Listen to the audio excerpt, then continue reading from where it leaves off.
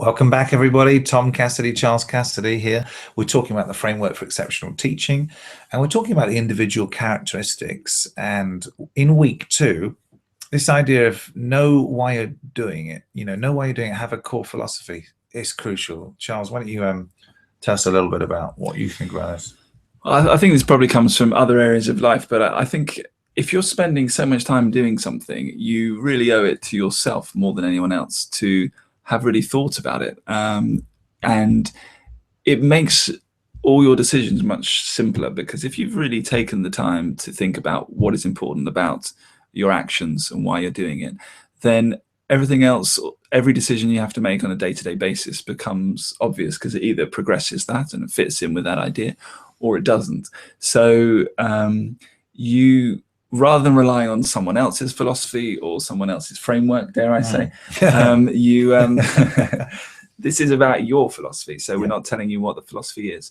We all have our own specific subject related versions of philosophies that work for us within those topics. But I think what's important to get across now is that you owe it to yourself to have thought through the key elements of why you're doing what you're doing, and then everything else will fall into place. So if you then are thrown curveball by senior management or a parent or dare I say a pupil, you're not going to be confused or perplexed about something that you haven't thought about, because you've already worked out what is important to you about this subject, and everything else will just follow from that. So I have my own philosophy for the teaching of maths, and there are some things that we could perhaps talk about in a moment with regards to that. But I think the key idea is that we're not saying what your philosophy should be, but that you need to have one. Yeah, absolutely. I mean, it's we're going to go through an example of maths, but I think the important thing is to have thought about it and to have made a decision that if you're going to dedicate, you are Charles, a very complex configuration of molecules energetically. It's taken the universe quite a few years to kind of get you into this shape, and it's at great expense to the universe over time and energy. So it's kind of probably worth you actually repaying that a little bit and actually thinking about being deliberate about what you're doing and why you're doing it and why it's important and how you fit in general to the bigger picture. And I'm not sort of going too esoteric and having a spiritual perspective or anything like that, but you owe it to yourself. If you're going to dedicate a serious amount of time to something over a relatively long period, it would make sense to have thought about why you're doing it and to have an answer to that. What is my core philosophy? Why is this important? Why is this worth me spending time doing? And that's going to save a lot of angst on the day-to-day decision making. I also think from a practical perspective as well, you find that other people that you work with will give you a lot more space if they get the sense that you know exactly why you're doing what you're doing. Quite often other people that you work with don't really care what your philosophy is, but they get a lot of reassurance from the fact that you have thought deeply about these ideas. From your own perspective, it does sort of buy you a lot more autonomy if your colleagues and people that you interact with in school get a sense that I don't quite have to necessarily check why we're doing these things, because I know this guy has thought this through all the way down to the fundamentals.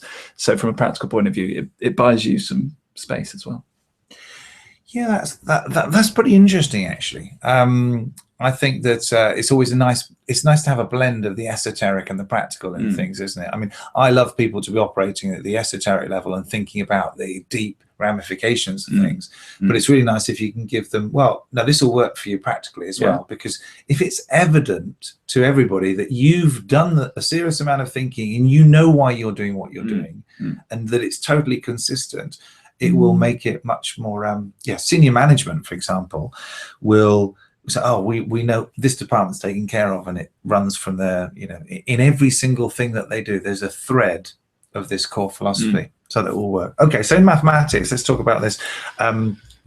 We both like mathematics. Yeah, I think of it as weight training for the brain. Yeah, I mean, there's the classic question: why do you study maths? weight training for the brain is something that appeals to children definitely, because they like training. You know, they like the idea of mastering something. If you try and pitch it to them as sort of the beauty and the abstract, you know, sort of ancient Greek ideas, it's quite hard. It's quite a tough sell. But if you're saying, look, you like your brain, don't you? You're going to use your brain. Don't you want it to be as best as it can be? Then they kind of get it. And then they don't ask so much those questions of, but when am I going to use it? Well, you use your brain all the time. Yeah, you use your brain a lot. So I think quite often, you know, when children say, when am I ever going to use this? You can say, look, really what we're doing here, you're not going to be solving quadratic equations unless you become a rocket scientist, which, you know. And you don't do that anyway. Exactly. Computers.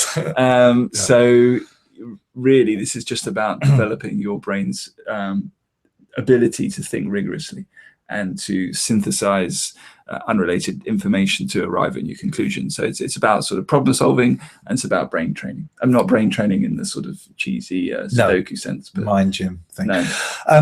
What is interesting, of course, is there are studies which show that the plasticity of the brain is much greater than we thought. And there's the famous study that University College London did on taxi drivers, and they talk about how they basically did a pre and post brain scan of these taxi drivers and found that the only significant change, looked at 52 regions of the brain, and there's only one significant change in the size over this period of time that they were learning the knowledge, which is in the UK, in London, it's basically all the streets and the best way to get from A to B as a taxi driver. And they found that the only difference was in the region of the brain devoted to shape-space measure. And isn't that fascinating that you can literally, we've known that you can get better at things, but do we really know that you can physically alter the size of the regions of your brain through practice, through repetition? So would that apply to whatever area of the brain you use? So it seems to. I mean, the logical inference from that is that the reason that there was that change was because they were focusing so much on developing their ability to navigate.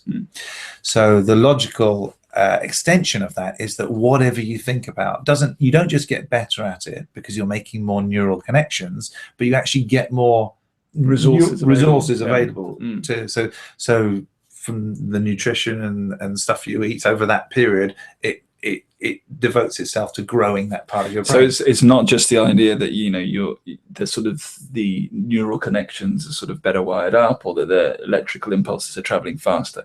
It actually grows the matter in that part of the brain. That's pretty cool, isn't it? The brain can do. Which is cool. And you think about why not? I mean, we can grow our muscles, and our muscles really are only growing because the brain is kind of organizing the muscles to then grow. Well, I remember when we were growing up, it was always this idea that your brain was essentially kind of dying from quite early on, and everything was shrinking back.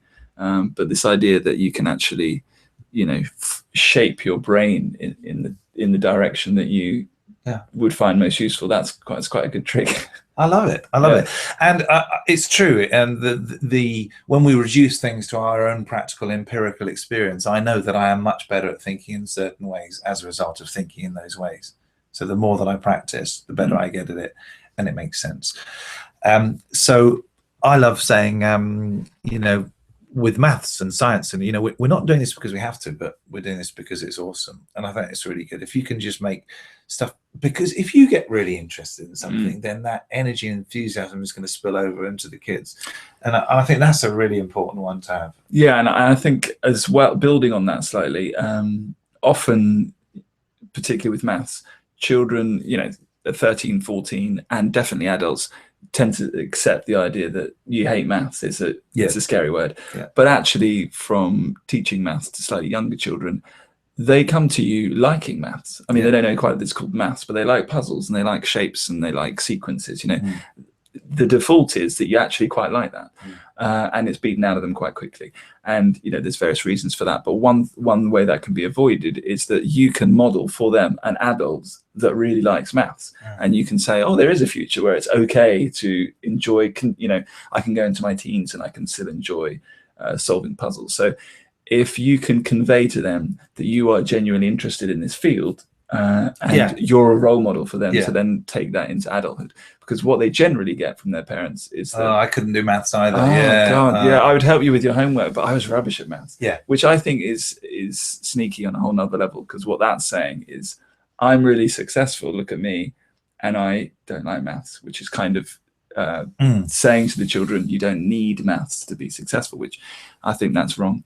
And so that should be avoided. But the converse of that is that you can model for them an adult who finds maths fascinating, and give them the license to continue to find it fascinating. Yeah. What's interesting on that point is that you're also allowing them to believe that it's possible that they might not like maths, and that they might not be good at maths, or that people exist that survive and do okay without being good at maths. Now, whilst that's true, it's not a helpful thing to be giving off as an impression to a young person. What you really want to be thinking of it is more like walking, right? Is that, you know, if you carry on trying, at some point you'll learn how to walk. If you carry on trying, at some point you'll learn how to do maths. Everyone will, absolutely everyone. It might take some people longer than others, but in the same way it takes some people longer to walk than others.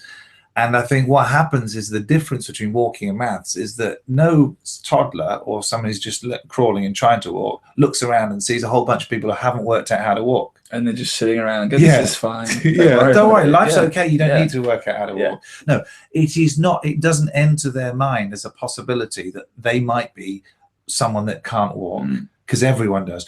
But in interactions with adults, we do allow them to think that it's possible for them to be one of these type of people that just can't get maths. Yeah, it's fine. My dad doesn't get maths. I'll be fine. Yeah. And that's a major failing of us as adults. We should be always saying, no, don't worry, you'll get there. And we talk about this in another of the focus points in mindset. But I think that's a critical one. If you're a teacher and you're allowing them to think that they might be one of those people that doesn't get something, then you're really doing them a disservice. Yeah, and I think often this is probably going into other topics, but often it can come from giving them too narrow an experience of what maths is. If you're someone that is finds abstract numbers quite difficult to get your head around, and all your maths lessons are just about crunching numbers, then it's very easy to think maths is not for me. But if you can broaden out the sense of what maths is to the study of patterns, then there's space for everyone in the subject. And that's not watering it down, that's actually making it more profound. Well, and also the truth of maths is that it is the study of patterns. Yeah, so that helps as well, that it's actually true. And actually life, really, and being human is the study of patterns, really. It's working out what seems to be going on and trying to draw predictions from it and inferences. And that it's an incredible power, isn't it? Because if you can spot a pattern in a system, you know what's going to happen next. Yeah. Which is like, so maths is like time travel. Jedi mind skills. Yeah, it's so good. Okay. And other subjects are good too. Yeah, even art, yeah. Okay, all right, we're done.